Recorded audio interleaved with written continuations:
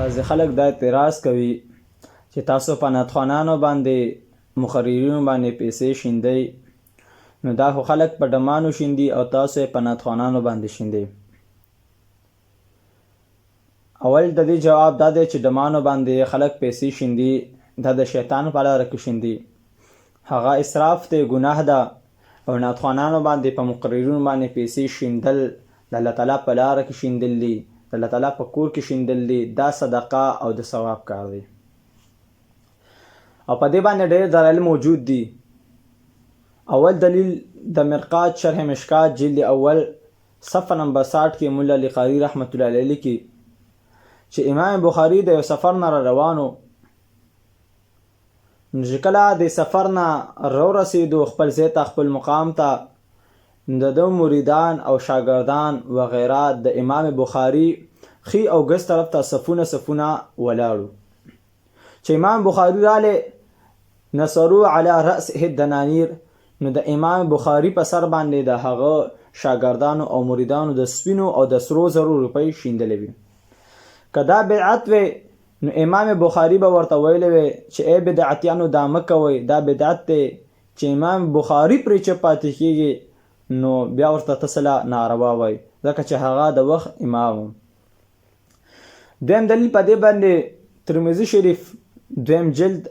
ابواب المناقب باب مناقب عثمان بن عفان رضی الله تعالی عنه چې کله محبوب علیه الصلاة والسلام د تبوک د چاندې ترغیب صحابه کرامو ته ورکوي، قال جاء عثمان الى النبي صلى الله عليه وسلم ب1000 دينار حين جهد جيش العسرة فنثرها في حجره. قال عبد الرحمن رضي الله تعالى عنه فرأيت النبي صلى الله عليه وسلم يقلبها في حجره. چې کله محبوب علیه الصلاة والسلام د چاندې ترغیب ورکوي نو حضرت عثمان بن عفان رضی الله تعالی عنه راځي او زر دنانیر وروړي د محبوب علیه الصلاة والسلام په جولې مبارکه کې ورچي. محبوب علیه الصلاة والسلام ناست دی، حضرت عثمان بن عفان رضی الله تعالی عنه دا ولاړ دی او د برنه د محبوب علیه الصلاة والسلام په جولې مبارکه کې دا زر دنانیر دا ورچي. نو که چېرته دا پیسې شیندل ناروا وي نو حضرت عثمان بن عفان رضی الله تعالی عنه ته به محبوب علیه الصلاة والسلام ویلو چې ای عثمان رضی الله تعالی عنه دا پیسې به دې چېرته په یو تیلی کې اچولې وې، ماله به دې پټې راکړلې وې، خو مګر حضرت عثمان بن عفان رضی الله تعالی عنه راځي او د محبوب علیه الصلاة والسلام فنثرها فی حجره، د محبوب علیه الصلاة والسلام په لمن مبارکه کې ورشیندي برنه.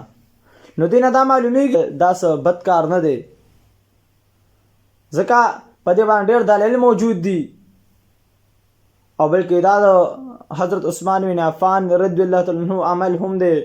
د امام بخاری د شاګردانو د هغه د مریدانو عمل هم دی چې امام بخاری د سفر نه راځي نو د هغوی په سر مبارک باندې